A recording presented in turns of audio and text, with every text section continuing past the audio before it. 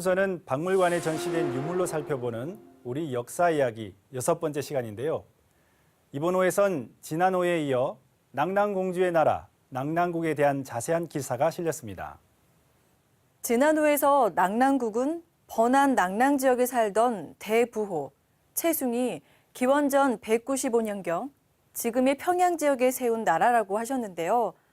나나, 하류, 갈석상 부근에 있었던 낙랑군과 연관이 있나요? 네, 이 부분에서 왜곡된 역사 교육이 사람들을 혼란스럽게 만들고 말았는데요. 낙랑국과 낙랑군, 연관은 있지만 엄연히 다르기 때문에 발해와 황해를 주름잡았던 낙랑국과 행정구역 낙랑군을 구분할 줄 알아야 합니다. 번안 낙랑 지역에 살던 사람들은 위만이 번조선을 침략하기 직전 혼란한 정세를 피해 마한 일부 지역, 평안도에 이주하면서 낙랑국을 건국했죠. 여기서 생각해 봐야 할 점은 본래 낙랑 지역에 살던 사람이 모두 이주했을까요? 아닙니다.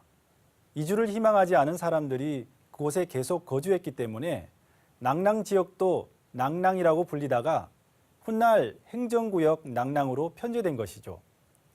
낙랑군 대동강서를 주장하는 학자들도 있지만 반론을 제기해온 학자들이 문헌고찰을 통해 이 주장에 많은 모순이 있음을 지적하고 있습니다. 선조들이 남긴 유물을 통해서 그 시대와 지역 그리고 문화적 특성을 살펴볼 수 있을 것 같은데요. 네, 맞습니다.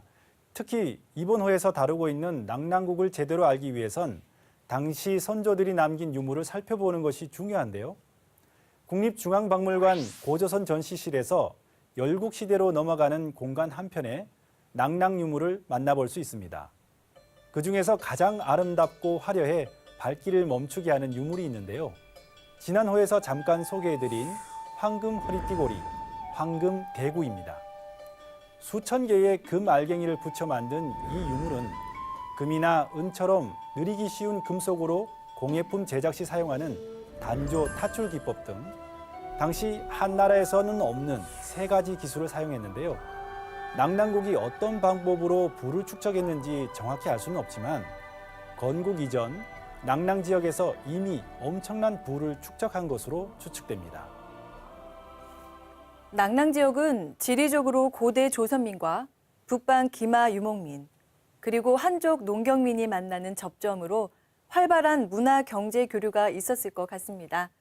낙랑의 대표적 유물, 또 어떤 것이 있나요? 국립중앙박물관에 전시된 낙랑 향로가 있는데요. 향기는 상고시대부터 정치적으로 주요한 요소였습니다. 제왕이나 귀족이 행차할 때는 향로를 든 사람이 앞서 걸어가면서 고급스러운 향기를 피웠다고 하는데요. 1916년 평양 서감리 고분에서 발견된 낙랑 향로. 원형 받침대에 산 모양의 향로 본체를 날개와 꼬리를 펼친 새가 머리로 받들고 있습니다. 두 발은 거북이 등을 밟고 있는데 새와 거북이가 기둥인 셈이죠. 이처럼 새와 거북이를 기둥으로 삼은 것은 한나라보다 흉노의 디자인과 가까운데요.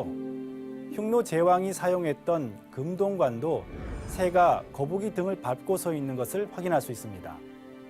새와 거북이라는 소재를 함께 사용한 점으로 봐서 낙랑국과 흉노의 문화적 연관성을 짐작할 수 있는데요. 이것은 단순히 낙랑국과 흉노와의 관계가 아닌 한민족과 흉노의 관계로 확장해서 이해해야 합니다. 그리고 흉노는 흔히 말하는 오랑캐, 야만 민족이 아니라 우리 선조들과 종교와 사상 철학을 공유했던 문화적 한 갈래라는 것을 인식해야 합니다. 지금까지 배달과 단군 조선의 영역, 낙랑국에 대해 알아봤는데요. 역사의 정의를 바로 세워야 한다라고 하신 종도사님 말씀을 실천하기 위해선 우리 역사를 정확하게 알아야겠습니다.